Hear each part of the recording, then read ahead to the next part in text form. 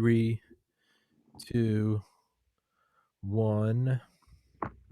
And after some technical difficulties, because it wouldn't be this podcast if everything didn't fail like Apollo 13, but episode 391, Mr. Michael Swanson, author of The War State, which is quickly becoming one of my favorite books, and your new book, Why the Vietnam War, which painted it in a new picture that I hadn't ever thought of. And you frame it perfectly in the beginning. You say we often, it's a generalization, but we often look at it as it was just a thing, it was like Grenada. It was just a thing happened, and you look at it as it was actually part and parcel for the American empire. But before we jump into it, please introduce yourself real quickly. Yeah, well, as you mentioned, I'm Michael Swanson. I wrote that book. We did a previous show. People can go back and find that, The War State.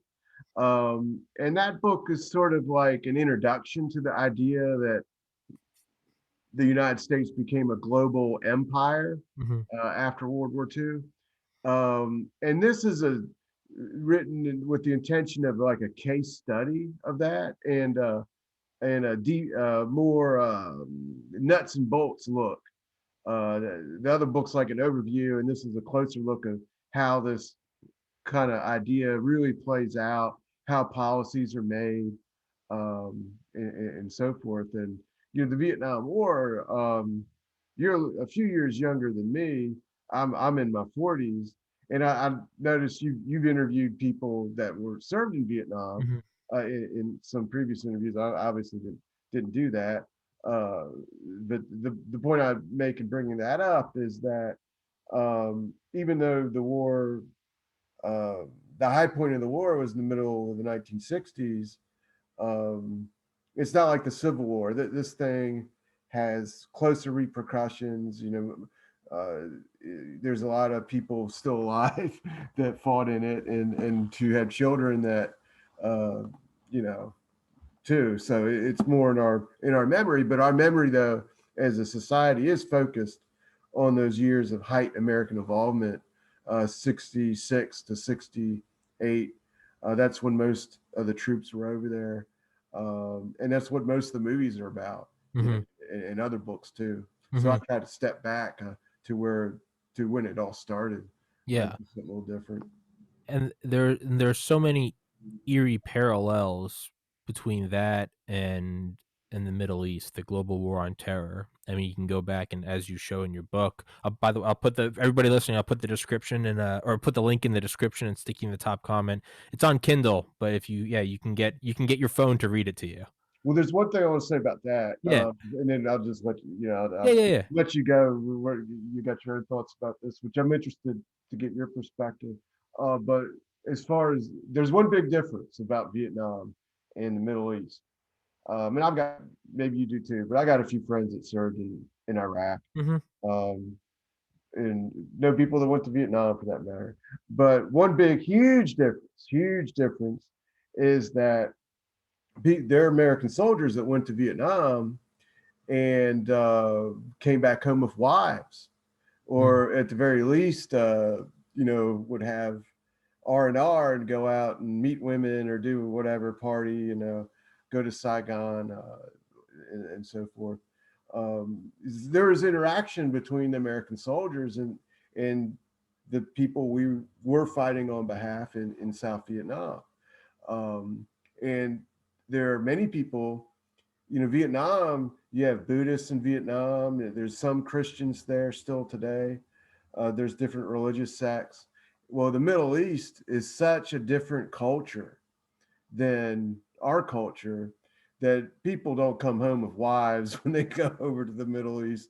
They have very little interaction with the people of Iraq or Afghanistan. I mean, I know people that served over there and didn't speak to a single one of these people. Yeah. The cultures are so much different, and not so much in Asia. Today, people in Vietnam, they welcome Americans that come there to travel as tourists, or some do business and whatever. It's they don't hate us. Yeah. Some people in the Middle East do. Yeah, there is. Yeah, I'd never thought about that. There is an even greater divide, right? Because you could say maybe like World War II Europe, right? It was very similar to us. I mean, if not Oh, yeah, sure. just different language, but identical, really, technologically as well. Um, and then Vietnam. But yeah, you look at it now, and it's like, I've had guys on this podcast, and they talk about, like going up to like a farmer in the middle of the mountains in Afghanistan, and they're like, "Where's like Bin Laden?" And the translator is like, "Who?" And Yeah. they're like, "Where's Al Qaeda?" And they're like, "Who?" And they're like, "Where are the people that did 9/11?" And they're like, "Who is 9/11?" And they're like, "The attacks on America." And they're like, "What is America?" I mean, it really is just like, Yeah. oh man, it's for all intents and purposes, it's like time travel. Like you're going to a different like epic of humanity. Um, but yeah, there's the same, right? Because you can see it in the buildup, though, right? It's like in paraphrasing, it was pretty much like, listen, you're not going to send over 1,000 guys. It was like either you send over 150,000 or don't send over any, but you're not going to be able to tiptoe around this. And it was like, don't get bogged down in a land war in Asia. And sure enough, that's what happened.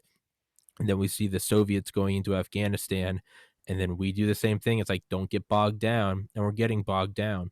But if we can sort of almost kind of like video games or like Marvel, right? It's all the same universe. In the Swanson universe, we can tie this back into the war state. Do you think that in different terms, Vietnam and the Middle East are those wild successes? Not, I mean, not for us or anyone that really, kind of values human life, not to sound just like a screaming hippie, but could you say that those were actual wild successes in terms of the war state being able to test out weapon systems, get contracts? I mean, it's a dark and evil way to look at it.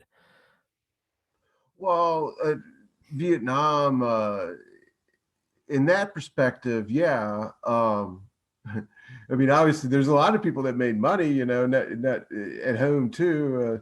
The defense industry boom. There's actually an economic boom that took place inside the United States, uh, to a certain extent, from around 65 to 68, because of the Vietnam War. A lot of them, it's not just uh, sinister business people, Mhm. but the economy did well that year. The inflation appeared as a result. But for a lot of Americans, they didn't serve in Vietnam. And they were experiencing this economic boom. So that's something that sort of also happened in the early as part of the Iraq War. To an even greater extent, even fewer Americans had a personal connection with people who fought there, much less went over there than they did in Vietnam. But as far as testing the weapon systems, a lot of the tactics that came out of the Vietnam conflict in the later years actually were used to a certain extent in Vietnam itself and Afghanistan. I mean, excuse me, in Iraq and Afghanistan and some of these uh, third world so-called theaters. For example, this isn't in my book. This because my book is dealing with 45 to 61, but the CIA developed something called the Phoenix program, Mhm. I think around 1967. And the real important thing about it was they were collecting intelligence to try to identify who the VC were, and then they would try to go out and get people to assassinate these people. Yeah. And that basic idea, though, is sort of what you saw replicated in Afghanistan and in Iraq.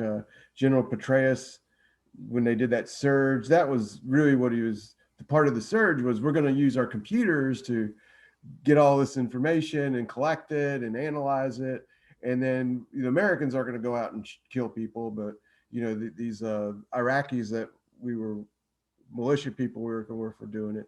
In Afghanistan, they'd use drones to do it. In the drone warfare, also, there's some similarities to what happened in Vietnam, because the conflict in Vietnam, it spread into Laos and Cambodia, and Laos had a huge CIA operation where they had a few Americans on the ground working with tribal people and trying to just basically call in airstrikes. Um, and that's sort of how the beginning of Afghanistan started. You had CIA people on the ground, working with tribal people running around in the first couple of weeks, calling in airstrikes. So that war, the Laos conflict was really hidden from the American people when it was going on for most of the time, but it was an air, most of it was mostly doing this bombing from the air, and with a small number of people, and that same sort of tactic is replicated. So there's a lot of things that came out of the Vietnam War that were used later. But as far as like this great triumph or something for the military, I can tell you I don't.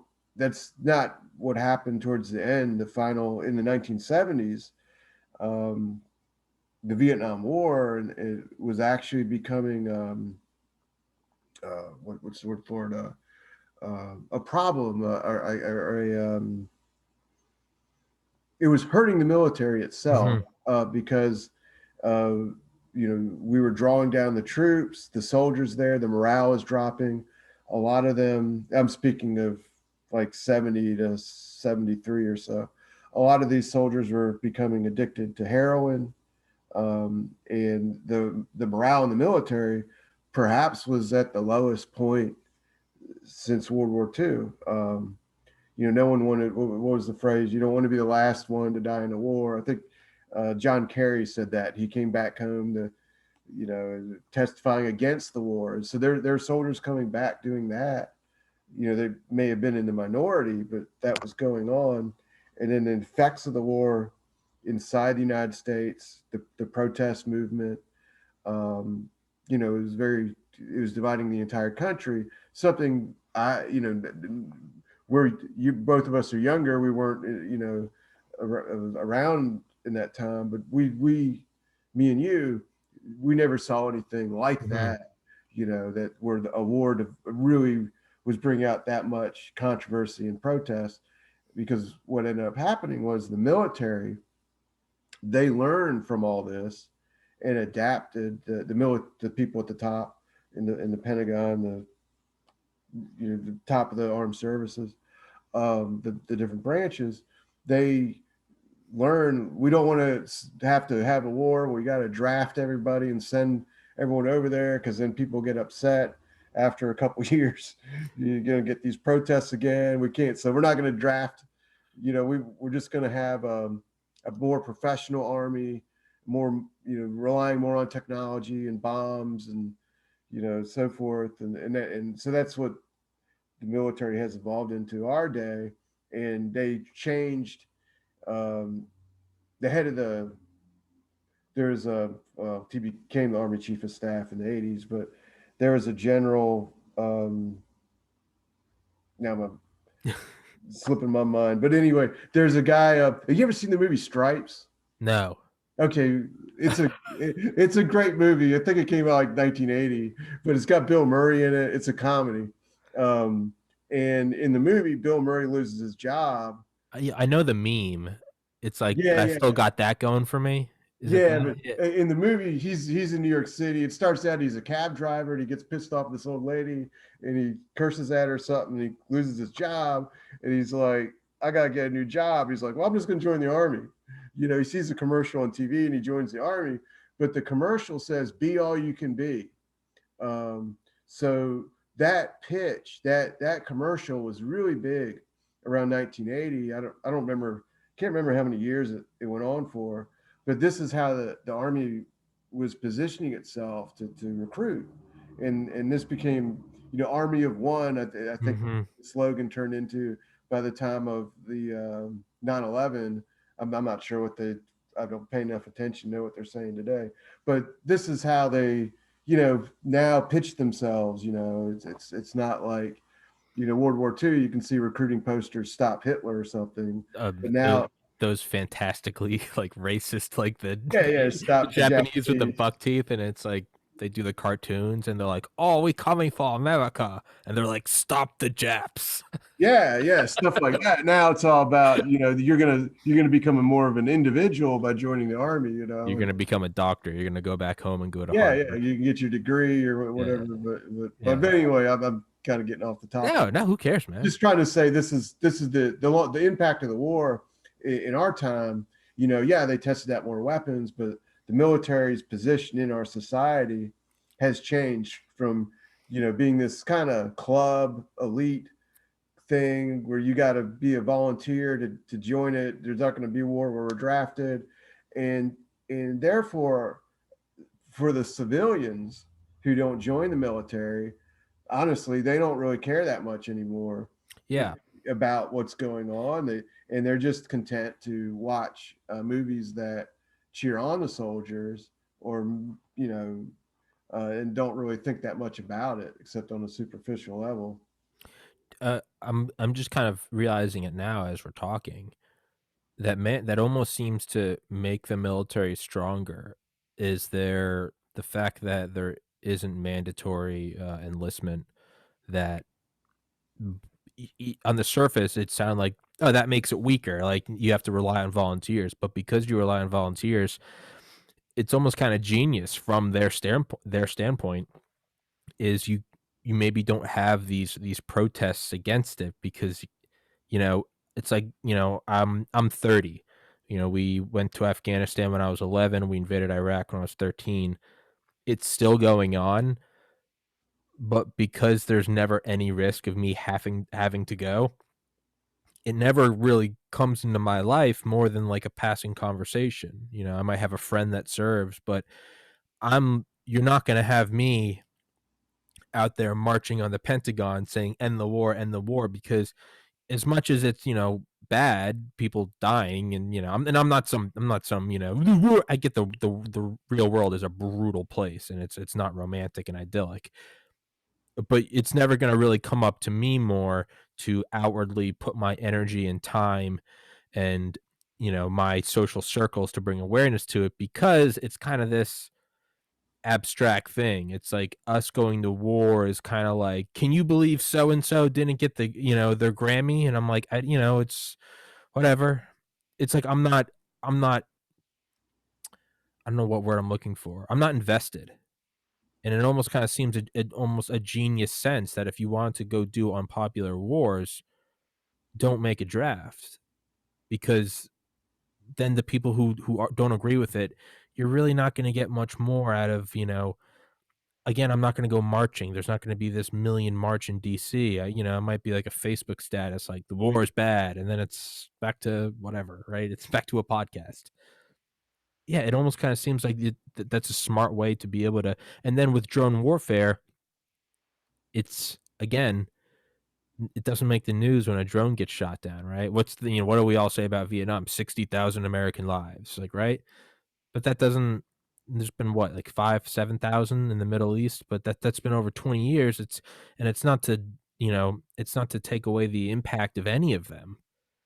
But as far as war goes, I mean, that's a pretty palatable number, right? For the public is, yeah, like as far as war goes, that's not that bad. And that's a disgusting thing to say, but by removing the human element in terms of drafts as well as the way of executing orders through drones, man, there's really not a lot of blowback. Like until it's knocking on my front door, I'm not in that invested. And I mean, maybe that's part of their plan, a disengaged, unaware citizenry. I don't know where I'm going with this now, but yeah, No, I think you're completely correct. I mean, I don't know how much this is really playing out far ahead of time, but I think it sure. became the necessity as a result of Vietnam. And the thing about these sort of conflicts is, if you are having a conflict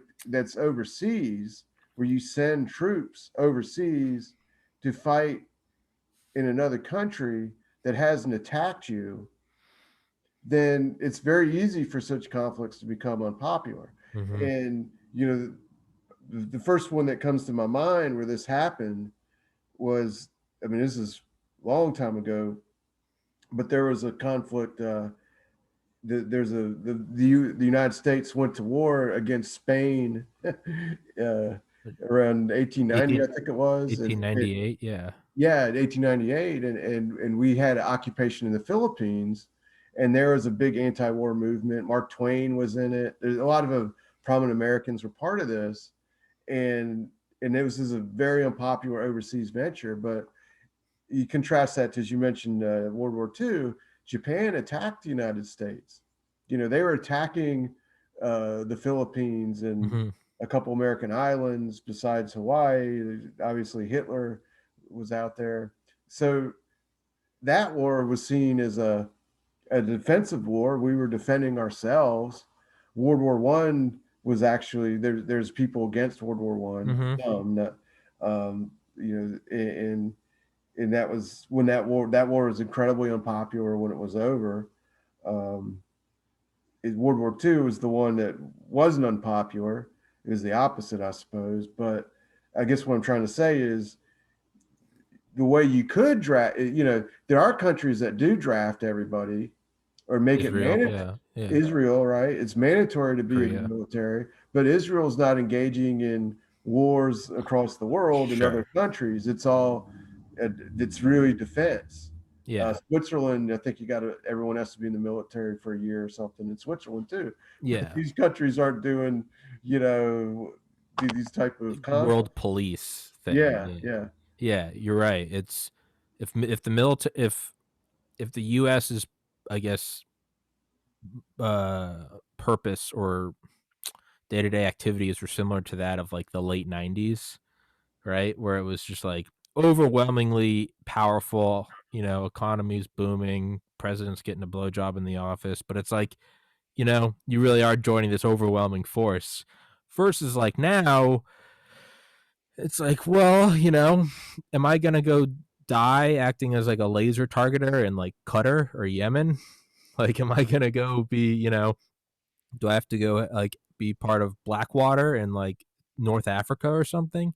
It's it's a lot different, right? I mean, Smedley Butler, he was like, we should be defending our coasts and our borders. No, we should use the army for three things. No, we should use the army for two things: defend our borders and the Bill of Rights. All else is a racket.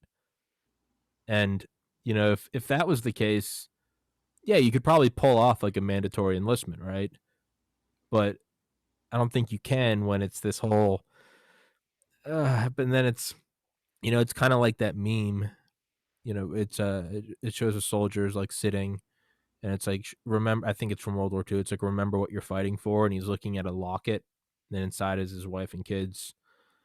But they show how it's been perverted over the years, and it's like, remember what you're fighting for, and it's just the stock ticker for Raytheon, Mm. right? And I say all these things lightly. I have, as you know, I have on a ton of Vietnam veterans, Delta Force guys, Green Berets. I don't, say this lightly, but maybe it's kind of gallows humor makes it more digestible.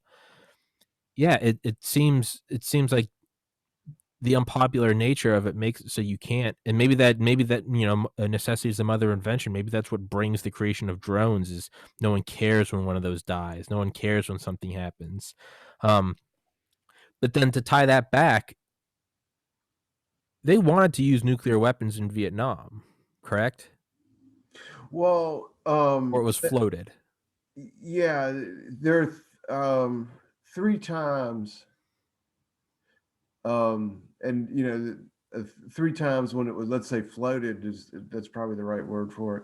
The first time was actually when the French were there, and I got this in my book at Dien Hmm. Bien Phu. They were under siege, and this Admiral Radford, who was chairman of the Joint Chiefs of Staff, he had a plan to, he called it Operation Vulture, to send all these B-52 airplanes and try to defend the French that were under siege.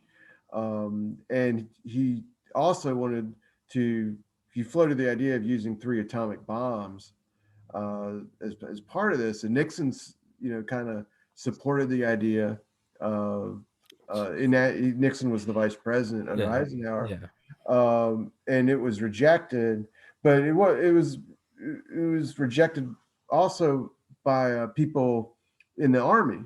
The Army Chief of Staff, General Ridgway, um, who had been for a period of time the head of forces during the Korean War. He took MacArthur's place.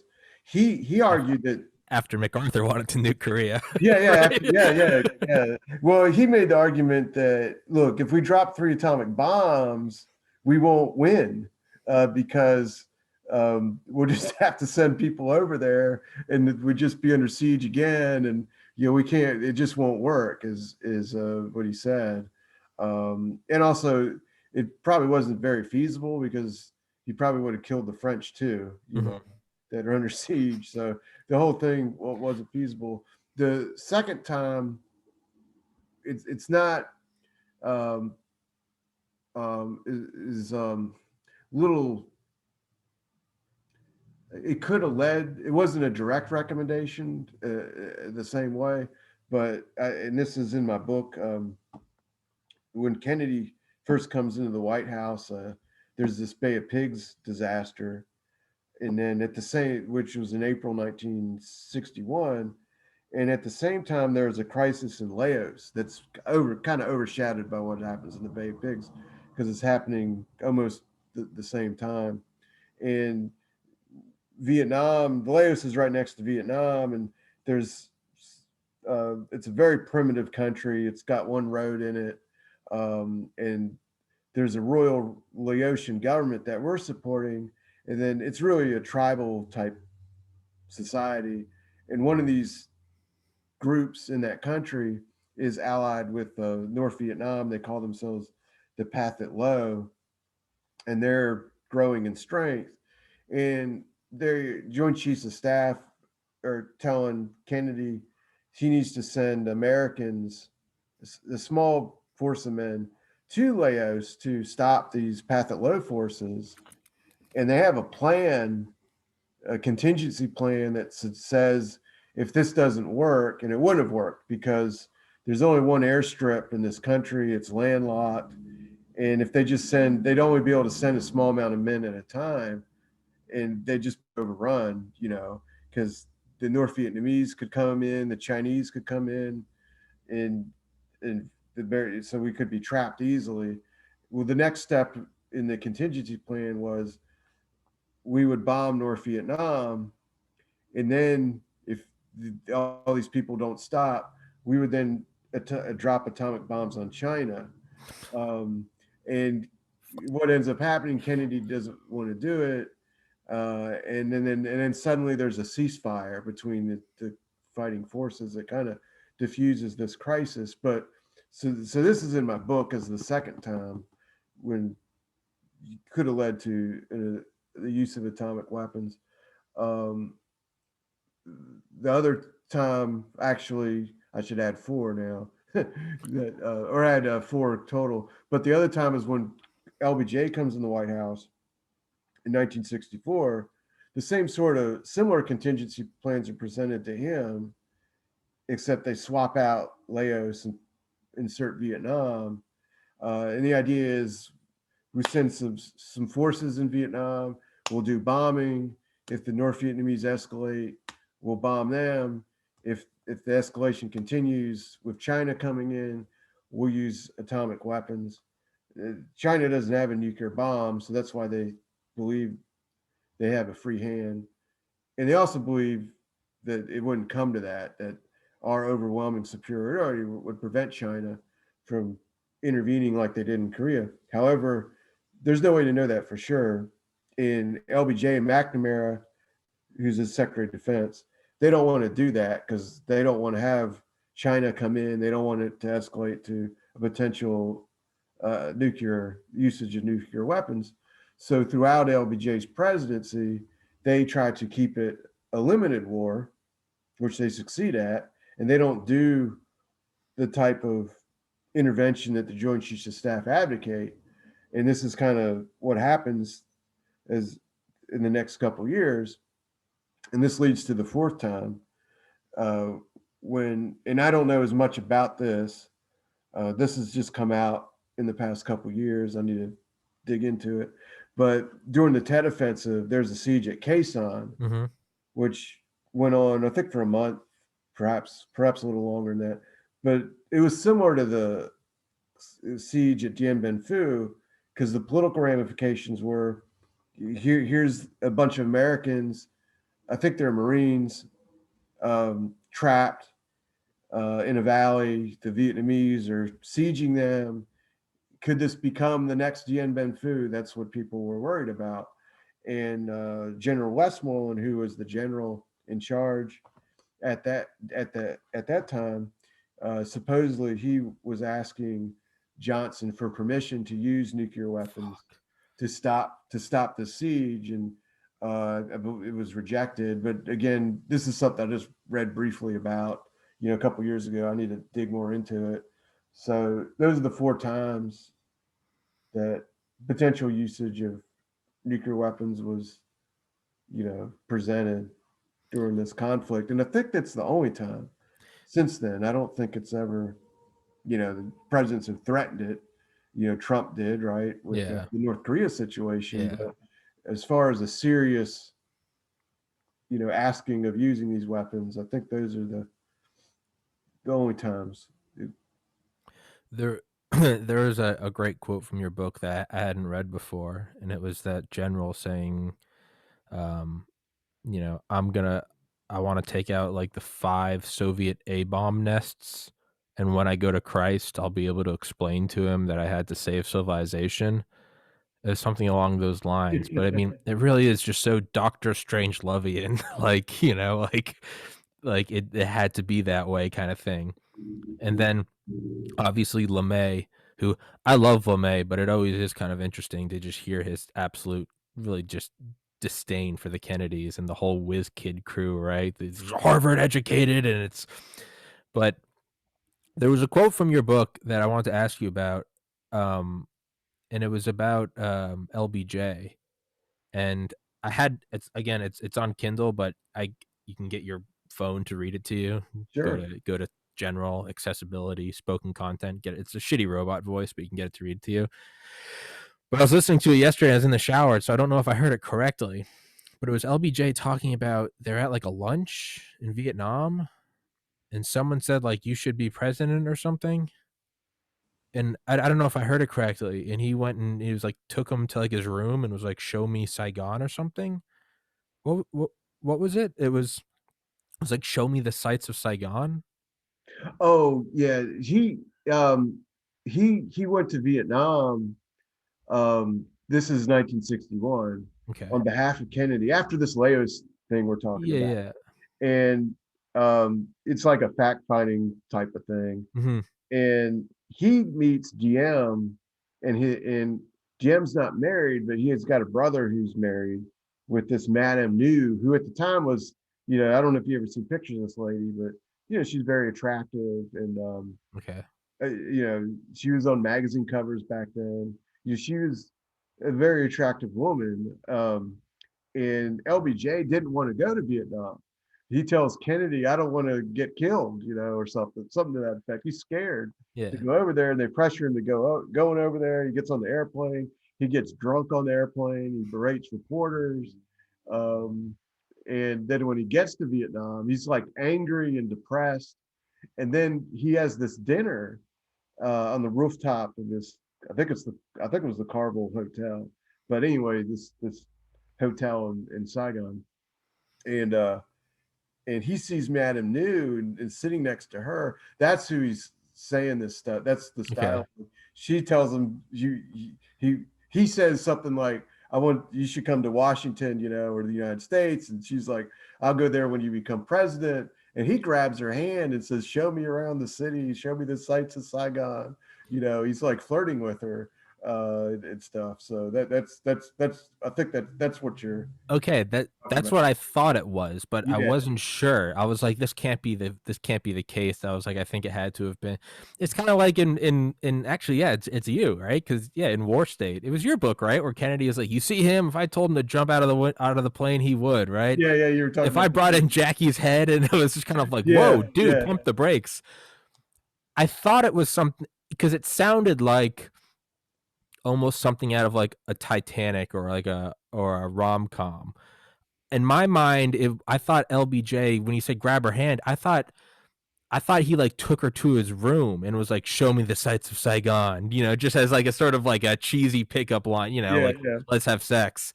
That's yeah. what I thought it was, and I was like, "Wait, what the fuck is this?" I was like, I need to ask, like, just show me the sights of Saigon. But yeah, and then you did mention it because there's another part that I remember, and I don't remember what book it was, but I remember it was like a year ago or 2 years ago. I was listening to this audiobook, and there was something about LBJ that like really stuck out in my mind, and it was just kind of weird how they said he would like stop his like car. He'd be like, "Stop! I want to get out and talk to like the civilians or something." And he would go, and yeah, LBJ was huge. And then the Vietnamese were tiny, but he would go out and like shake people's hands and be like, "I want you to come to America, and you can come watch the Yankees or something." And these people would be like, "Who the fuck is this?" Excuse my French. You'd be like, "Who the fuck is Yeah, this guy?"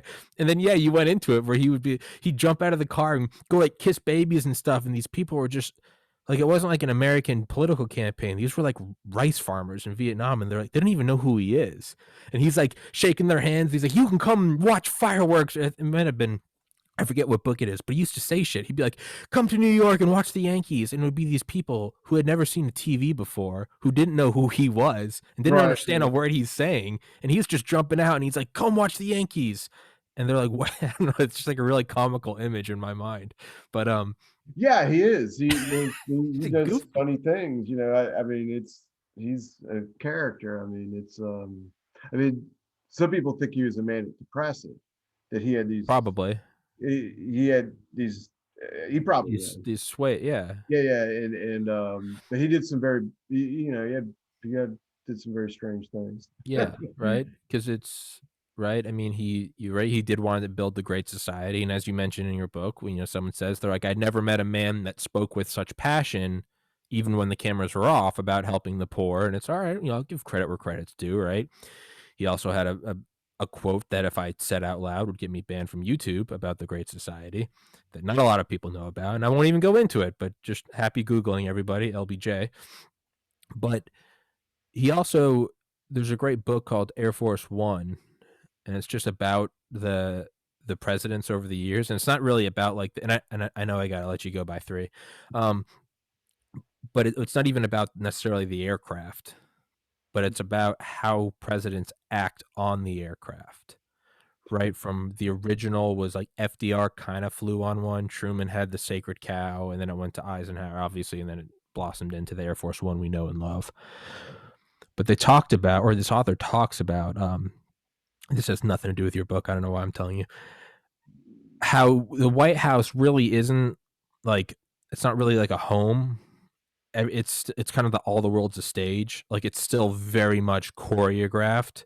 And when they go there, a lot of presidents report that being at the White House is really no different than being at like a foreign, being at the Kremlin or something, or Beijing, because it's all so very crafted. Everyone's watching you. Everything is judged. They say it's in Air Force One is the few times the president ever gets to be themselves, because they can take all the reporters and put them back in the reporter bay, right? Okay. And then it's Air Force One, EMP shielded. It's the few times they can actually kind of let loose. Like apparently Clinton used to like take his like shoes and socks off and put his feet up and play like poker all night and just talk to people about like, geopolitical affairs. And um Kennedy would take his like back pills and go to sleep. He would get drunk, take his back pills and go to sleep. And everyone, they hated it because his dog would run up and down the aisles, but no one wanted to tell the president's dog to shut up. LBJ apparently used to expose himself. Apparently LBJ was well hung, and he would expose himself and he'd say, "Here's Jumbo."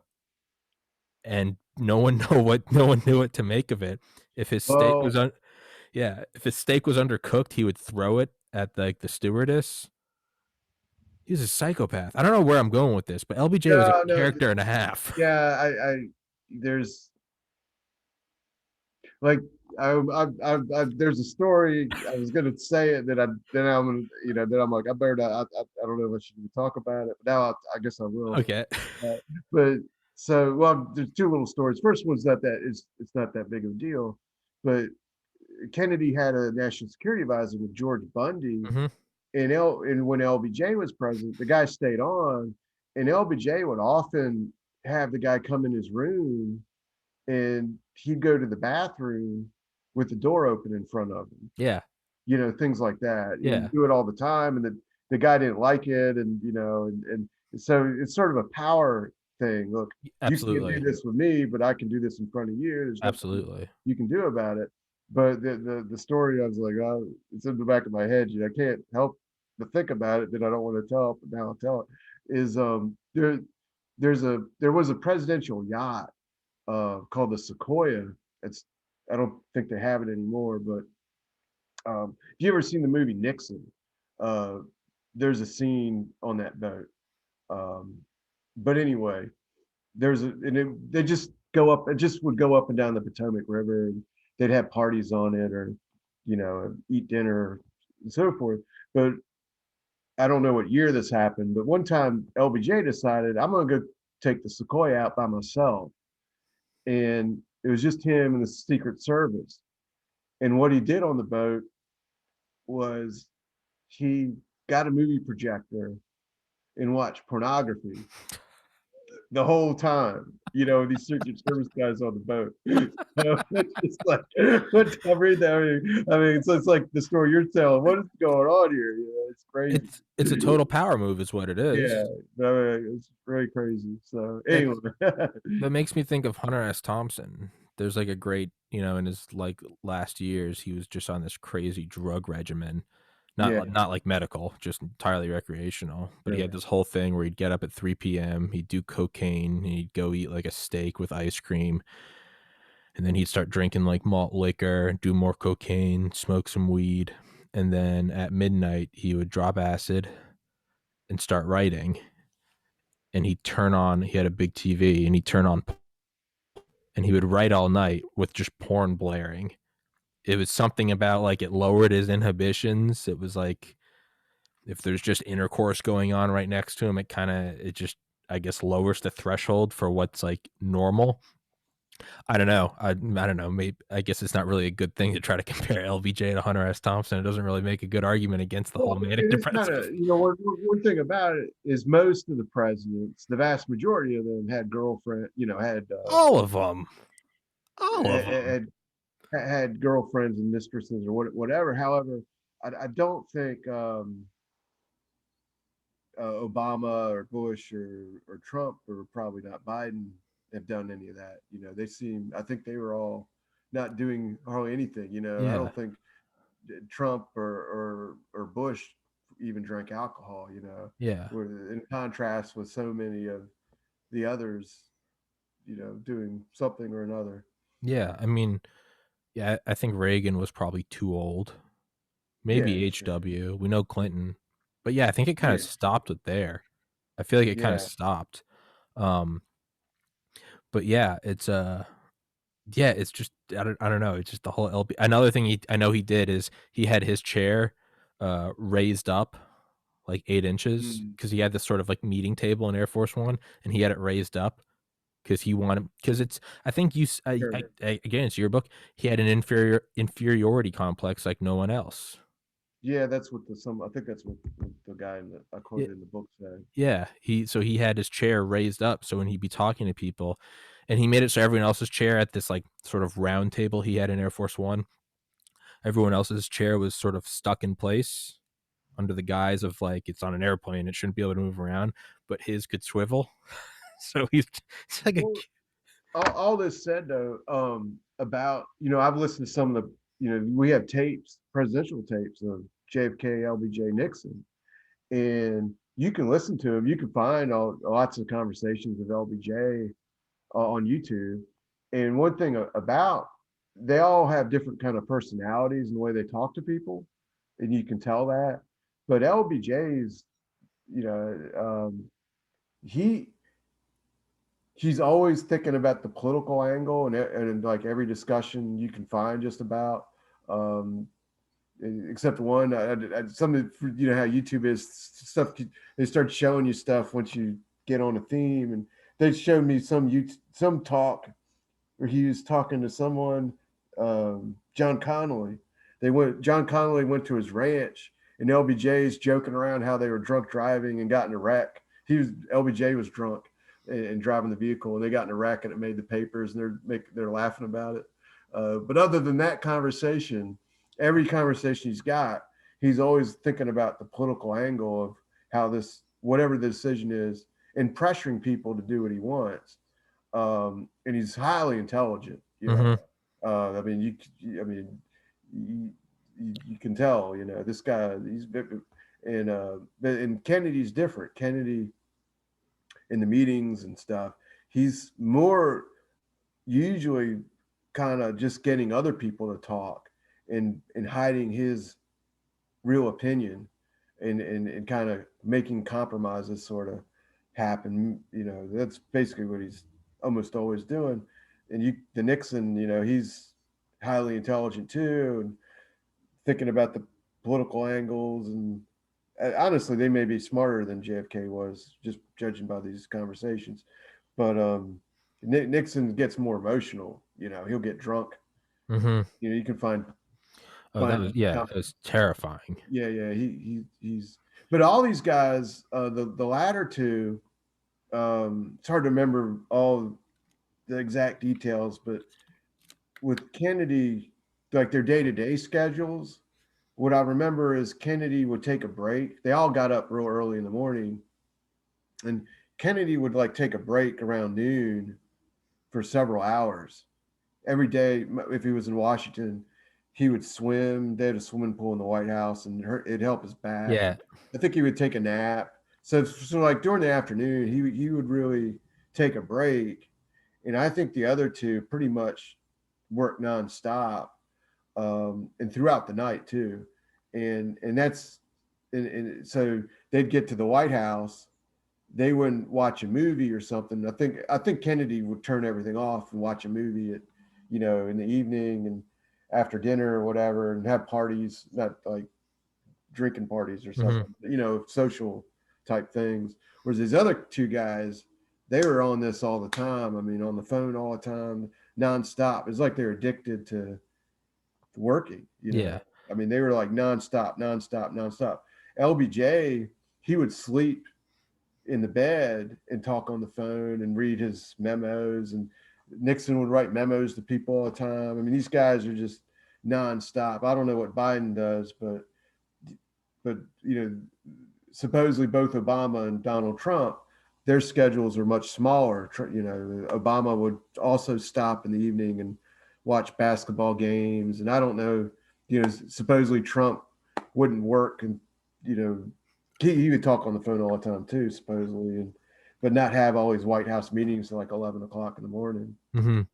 Yeah, it's I had on a guy that worked in the White House communications agency, and that's what he said about like Clinton. He was like, you know, Bill when he was like with Bush, he'd be like workday started at like 6 a.m. But Mm-hmm. he was like with Clinton would roll in at like noon, but then he would stay till like 4 a.m. And they're Yeah, like, you can see how they have these completely different, you know, Bush would be more regimented, whereas Clinton would be, it was very loose. But like as you watched them more and more, you'd find out like, oh, like they're doing the same amount of work. They have these different flavors, if you will, like on how to execute. It was very odd. yeah. Uh, And one other thing about LBJ is I don't, you know, I don't know any. I know this never happened to Kennedy at least, but LBJ, he worked nonstop, and then he would collapse and go into depression, oh Jesus. several times. So this is something I just saw. Somebody has just put out a podcast where his wife was doing an audio diary, you know, recording into a tape machine, Lady Bird. and LBJ's wife, and they're releasing segments of that. And supposedly I think it was 64, he was deeply depressed and thinking of not running for president, and she talked him into it and calmed him down. And but he had multiple episodes like this over his life where he would just collapse and for a couple of weeks lay around in bed and tell people, Jesus. he's feels like he's dying or everything's hopeless, and and when he leaves the White House, it's sounds like that's what happened to him. He just drinks all the time, and the doctors tell him to stop drinking, stop smoking, and because he's got heart problems and Yeah. he can't stop, and and ends up dying. Yeah, another thing, and it's past 3, so I'll let you go. But another thing he did was he had, apparently, like, instead of like a hunting stand, like he had like a really big it was like 50, it was like I'm not even kidding, it was like 50 feet by 10 feet. I mean, it was like it was like a room out in the middle of his ranch or whatever. And so it was like, I mean, technically it was like a tree stand, but I mean, really it was like a conference room out in the middle of the woods. Air conditioning, heating, like radio, big banquet like table, cook, chef, and he'd seat people there and they'd eat. But it was like there was like one way like windows, so from the outside it just looked opaque, like black, Oh, so animals wouldn't see it. And oh, at the base of this thing, around all the trees, were all these like deer feeders. So deer would come right up to this thing, and then once they started eating, there was motion activated floodlights would turn on, and the deer would get, like a deer in headlights. yeah. And he had it so like the windows could kind of like slide, almost kind of like, those windows where they don't open, they kind of move like Mhm. horizontally. He'd have them move horizontally and just shoot him like 10 feet away. And that's how he made sure his guests always like bagged kill so they wouldn't go home, So it's so fucked up. It's kind of funny. You would go right. It's just this mechanized, like a deer comes and it's like a warning. It's like whoop, and it like blasts all these lights and they stay still. It's bam. I mean, like 10, 12 feet away, point blank, and he'd be like, "You bagged yourself a 12-pointer or something." It's just like, I didn't know that. meanwhile, he's there and he's got like his like radio, telephone, his secretaries and stuff, and it's like you couldn't write this shit in a movie. No. It's yeah. But yeah, let's wrap this one up. You Okay. mentioned at the very end of your book, though, you said that you were working on a new book, and I believe you said Well, something about Obama. Maybe I misheard it. no, Can you? no. I plan on doing a sequel to this one covering 60, covering 62 and 63. That's when Mm-hmm. GM gets killed, and obviously Kennedy gets killed too. So I want to cover those 2 years and focus on covert operations, which is a whole nother topic. But I've only written the introduction to it, so it'll be a while. Okay, all right. Well, man, I'd love to have you back on again, even if we Yeah, don't sure. talk about a specific topic. You're a fun guy to talk to. I'd love The War State. It legitimately is one of my favorite books now. It's terrifying. It's yeah, it's terrifying, but it's, to me, it was like one of the most sobering, I guess, books to read. And that it really, I mean, we've all heard, Eisenhower's, farewell speech a million times, but you kind of go in and really, I would love, that's what, not that, you're a grown man, do whatever you want. I would love to see you kind of extrapolate that book. I know you went into present day and talked about the future and kind of the spiral of bigger and bigger spending, but whereas the majority of the book took place early on, kind of 40s, 50s, 60s, I would love to see like a more modern kind of like sequel to the War State. I don't know if that's possible. I don't know if that's something you're interested in. Obviously, you got to be interested to write it, but it seemed, if I recall correctly, it seemed like the War State was very heavily based on 40s, 50s, Oh yeah, 60s, oh yeah. and then Well, the I very end it jumps up to present day, and it's kind of like a blitz chapter at the end where it's like, and this is where we are yeah, now, and this is where we're that's going. yeah. Well, I'd just say get Scott Horton. There's a book called, I think it's called Enough of it. Enough of this. Let me see. I got it right here. Enough already. Here, get this one. Yeah, Uh, I'm writing it down enough, right now. Enough enough already.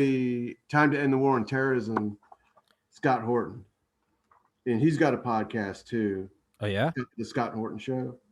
Scott Horton. All right, just wrote it down. Is that more of a modern take on the Yeah, war yeah. state? This is from 9/11 till today. Okay. So this might be more this is kind of on the lines of what you're talking about. Hell yeah.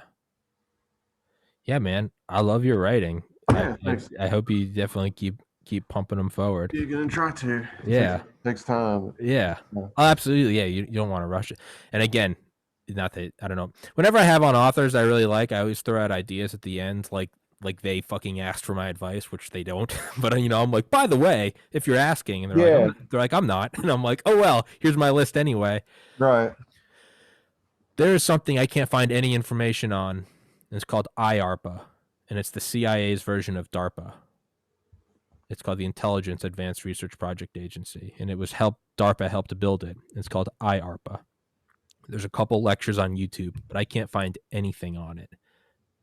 And I think that would be a badass book. I think it might be like as new as Space Force, so there might not be a history.